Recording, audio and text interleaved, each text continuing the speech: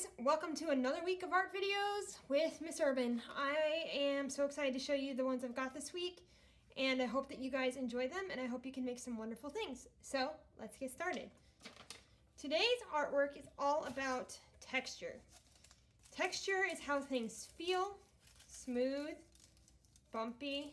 It also can be how they look. If you look at this, you can probably see the bumps here that are being created against the smooth foil.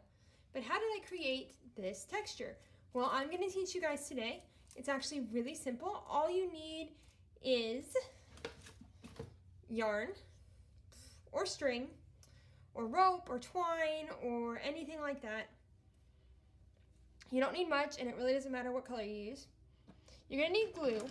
Now, I would really recommend using a glue bottle, but I'm in my apartment. I don't actually have a glue bottle, surprisingly, so I'm using a glue stick. You can use a glue stick, but it will work much better with a glue bottle. You're also going to need some tin foil from your mom and dad's kitchen.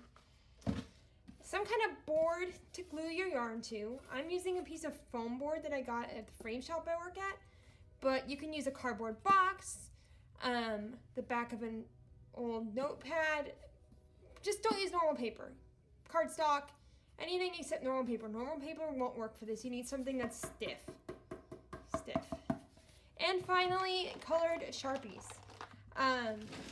You can try it with Crayola markers, and I'll show you what happens with Crayola markers, but colored Sharpies are going to work best because they're not going to smear all over the tin foil. So I will post your supply list, and then we'll get started. Okay. So, I also forgot to mention you might want a pencil, but you can always use your Sharpies if you need to.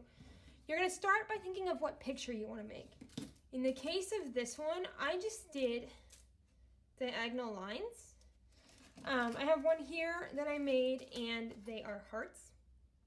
So it can honestly be anything, but you don't want it to be too detailed. You want to have big spaces, because otherwise it's going to get way too hard to glue your yarn down and to make the texture. So I think on this one, I'm just going to draw some lines going across like this, and then some lines going up and down like this. So I'm going to make a checkerboard, 2 across, 2 up and down. And now you're going to want to use your glue. And like I said before, you're probably better off using a glue bottle. I'm using a glue stick. You're going to take your glue, and you're going to put it on the lines. If you're using a glue stick, you're going to want a lot of it.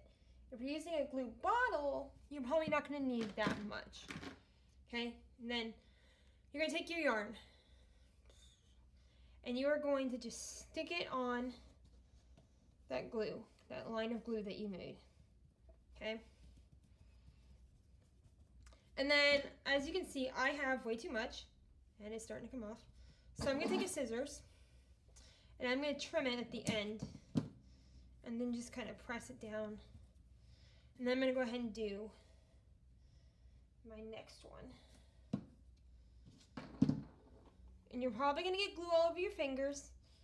That's okay, because you should be using washable glue, right? Right? Okay, so I got these 2 lines. Now for any lines that are going to overlap, you have 2 options. You can go ahead and just put glue down and let the yarn overlap. Like that. Or if you're one of those kids who is really picky, you're welcome to put glue down, put a piece here, cut this, put a piece here, cut, and then put a piece there. So, I think either option really honestly works. It just comes down to what you want it to look like and how picky you are. At this point, when you have finished gluing all your yarn down, even with this glue stick, you need to let it dry.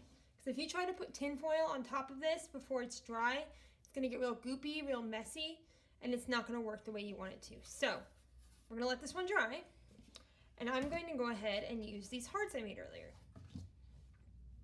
Okay. Tin foil. Aluminum foil, tin foil, whatever you want to call it.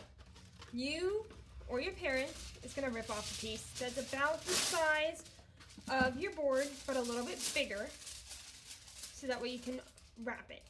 Now, aluminum foil usually has two sides. It has like a kind of not super shiny matte side and a really, really shiny side.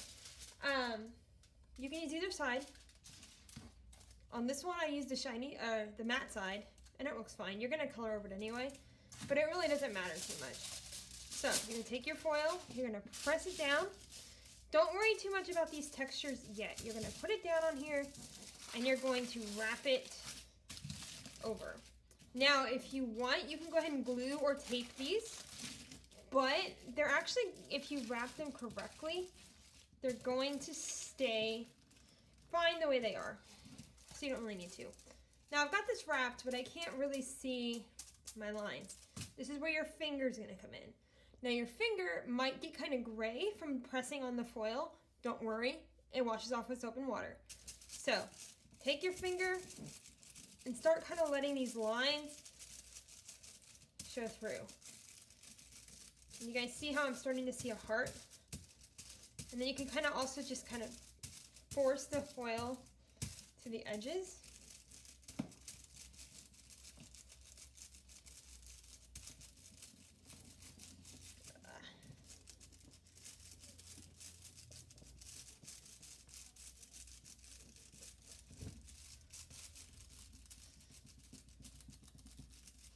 So you can kind of see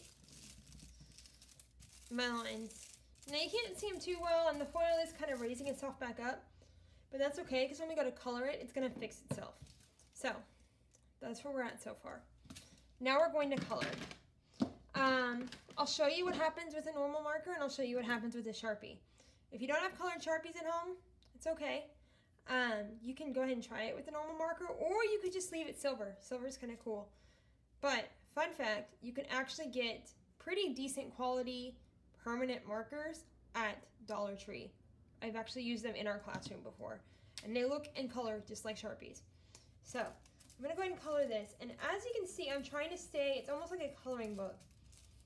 I'm trying to keep in the lines, and me coloring it, me pressing on it, it's forcing the foil to smooth itself out, and it's forcing those lines that we created with the yarn to show up. Now I'm coloring around it. I think it looks really cool if you don't color the foil or you don't color the yarn lines and you leave those almost as like an outline and you color everything else. I'm kind of scribbling because I don't have a lot of Sharpie and because I don't want to, make you guys sit and watch me color for an hour. But you are welcome to take your time on this part. It kind of creates its own really cool texture though, with the back and forth lines of the marker.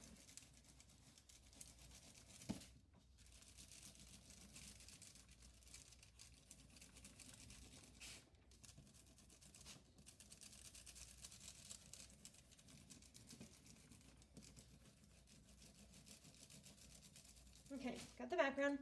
I'm gonna go ahead and show you guys what would happen if I were to use a plain old Crayola.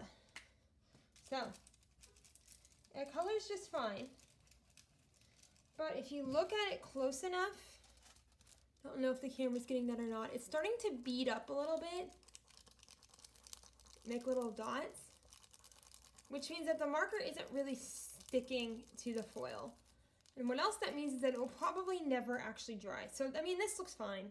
You could totally do that. But if I were to take my finger and rub it across this red, I got a tiny bit of red, but not much. But if I were to rub it across this pink, look how much that's smeared.